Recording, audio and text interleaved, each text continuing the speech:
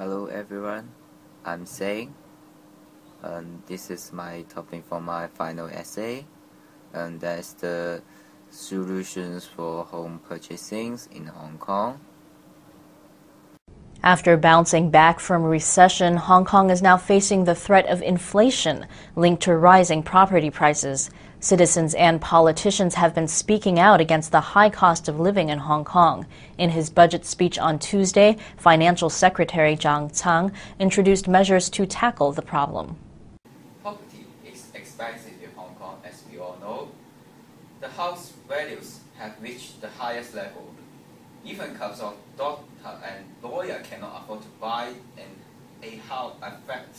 So what government needs to do so as to help citizens to get houses? Or what can we do to suppress the property value? How about simply increase interest rate?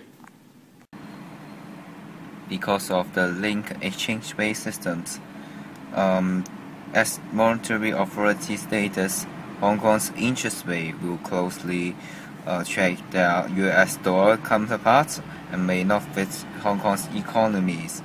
That is when US government intend to lower the interest rate so as to encourage investment incentive.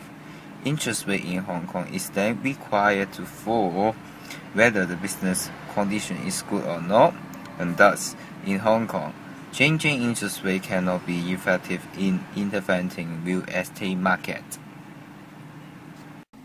But this is not work in Hong Kong. Instead, we can increase the supply of land.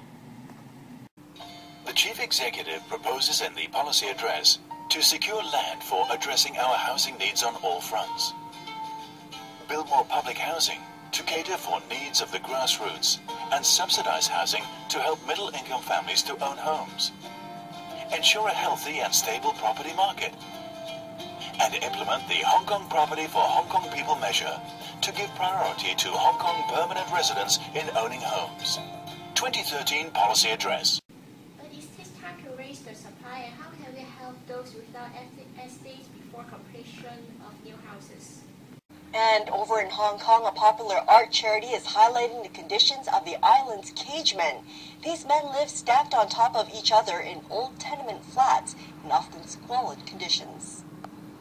The Shoney Gallery normally deals with high-end Chinese contemporary works, but for Hong Kong's annual charity event, Art Walk 2009, the gallery is devoting its space to a rusty iron cage, or cage home, to raise awareness of Hong Kong's yawning wealth gap and social underbelly amid the financial crisis.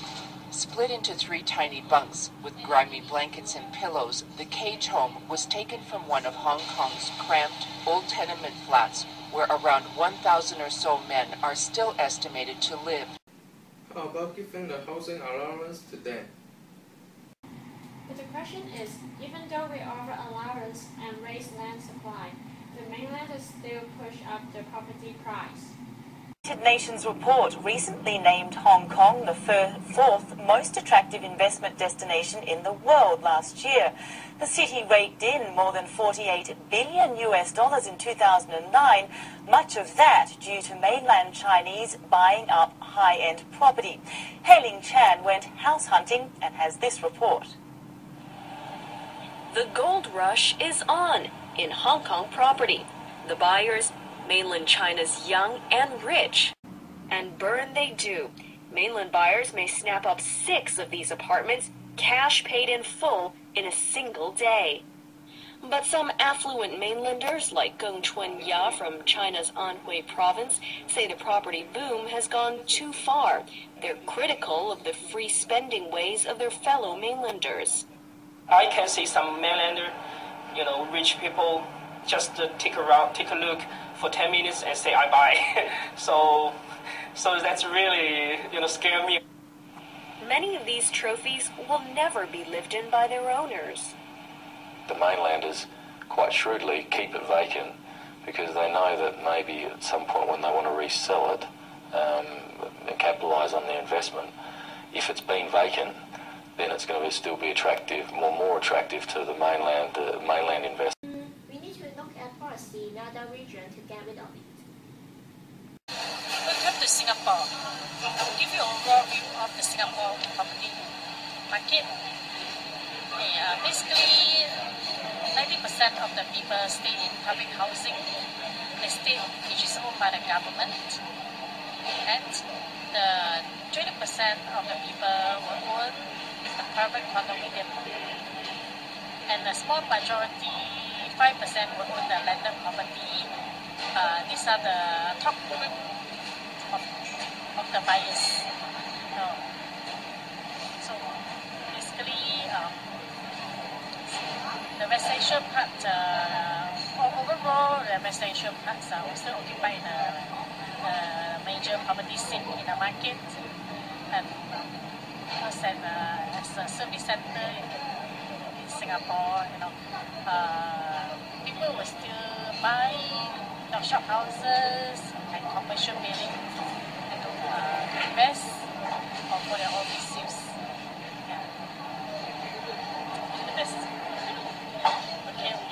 Oh, with the separation of two property markets, the allowance and supply agreement can really work.